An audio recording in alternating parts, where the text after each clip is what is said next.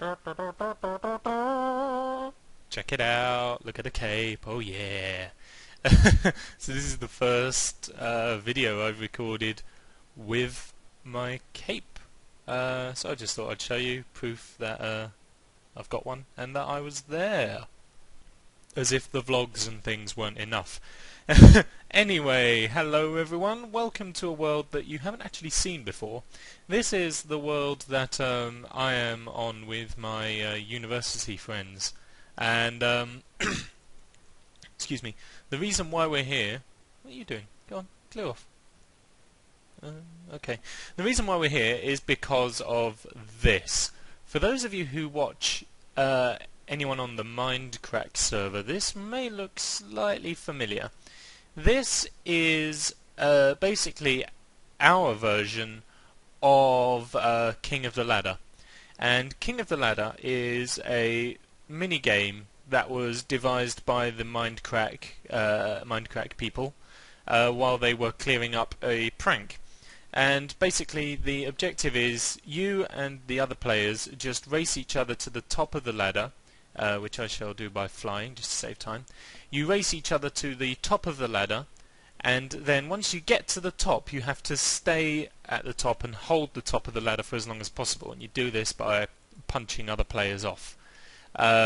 So you're punching players off from the top to try and stop them getting up here, and they're punching you off to try and get you off the top, and they're punching each other so that other players don't have a chance to get up, and it's basically just a big old event, and then you run the risk of being punched off, and then you just fall to your death, and all that sort of stuff. So why am I showing you this if the Mindcrack guys already have a version and it's already pretty good? Well, I am showing you this version because what I've tried to do is automate it a little bit. So if I just get rid of some of that and set it to day, you just have to pretend there's more players here. I'm not currently running the server. So ladder sprint, be at the top when time runs out, climb the ladders, knock people off but don't fall. If you die, get back onto them ladders and try again. So, and this is just the winner's podium. Oh, go on, calm it. So what would happen is you would press this button here, and then that teleports you to the little wooden hut that was just behind you. It sets you to survival mode, and it also sets your spawn point to be in this room. So if you die, you just reappear in here. Now there are two options that you can do. You can start the game here, just press that button, or you can withdraw from the game. So you just tap that, then it puts you back out here, sets you back to creative, and resets your spawn point back out here. But we're not going to do that. When you go back in here, you have the push the button to start the game, and push the button if there is a game already in progress. So what you do is you would press that, 4 minutes remaining, off you go, and you'd start climbing the ladder. If you get stuck in here after the first round, or if you die and get sent back in here, just press that one, it opens the door, and you can carry on your merry way up to the top, punching people and trying to make sure that you are the person who makes it to the top. I can't quite remember how tall this tower is, but really it's somewhat inconsequential. So you get up here, oh, punched off, no, oh, nuts. So then you respawn back in here, game's still going on, just press that button and off you go. Now it is very important that you press that button if there is a game already in progress, because otherwise it mucks up the timing system a little bit. As far as I know, I haven't actually tested it yet. The timing system is thus, like the thing said in there, the game lasts 4 minutes, so you get that notification, and then you also get a notification of when there are 2 minutes left, which I will now skip ahead to, and oh, there we are, 2 minutes remaining. So that lets you know that you have got 2 minutes to get it together. It does let you know, of course, when time is up, so don't worry about that. So you just keep on going to the top here. Hopefully there will be someone on the top and other players to play with and all that sort of stuff. We normally use this system to elect new governors and stuff. We have like a governor's house which is all the way over there. Oh, you can just see it in the distance there. And whoever wins like ladder sprint or spleef gets to live in the governor's house for a week or something like that. So there's someone at the top here and they're just punching and they're punching, they're doing really well, they're just winning, they're admiring the fact that the redstone lamps are lit without being powered. They're they're just punching them down. Oh, and there we are, game over.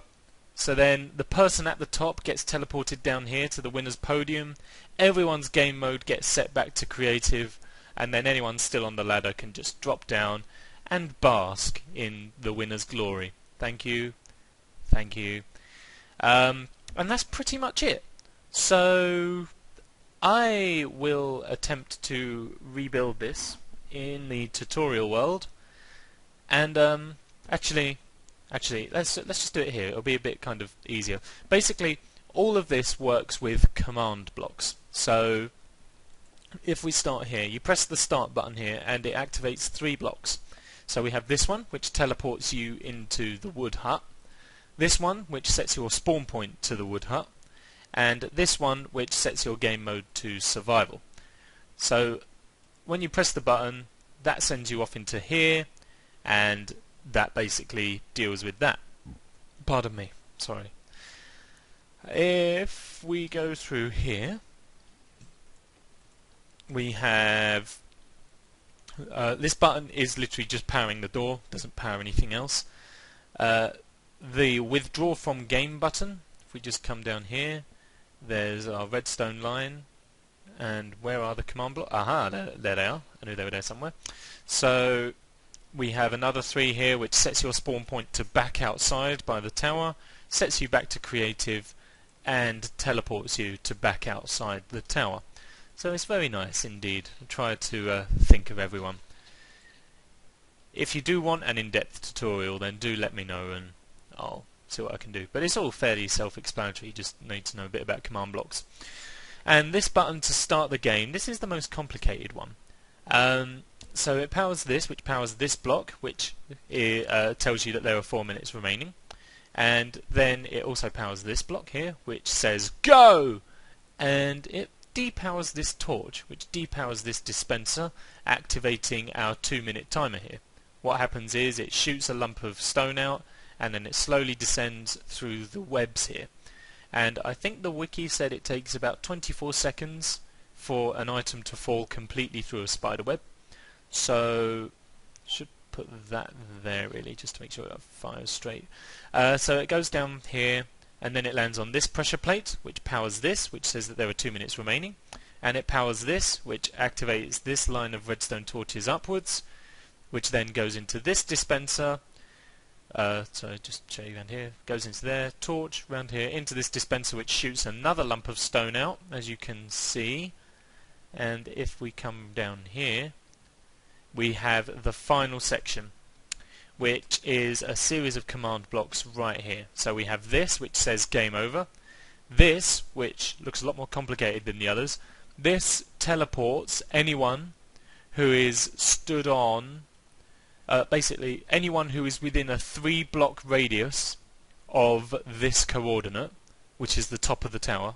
Anyone who is in a 3-block radius of this this coordinate will get teleported down to the winner's podium, is what that means.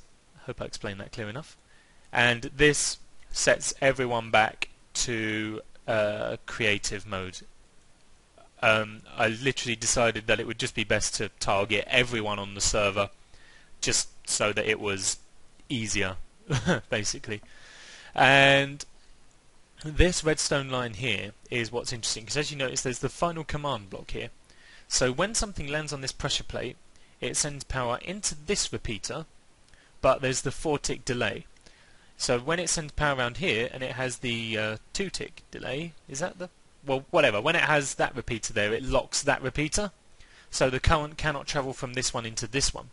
However, when stuff comes off of the pressure plate here, if I do it, there we go, that repeater turns off, unlocking that one, which allows the current to travel through and activate this command block, which as you can see says ladder sprint has been reset, which basically means it's okay to have another round.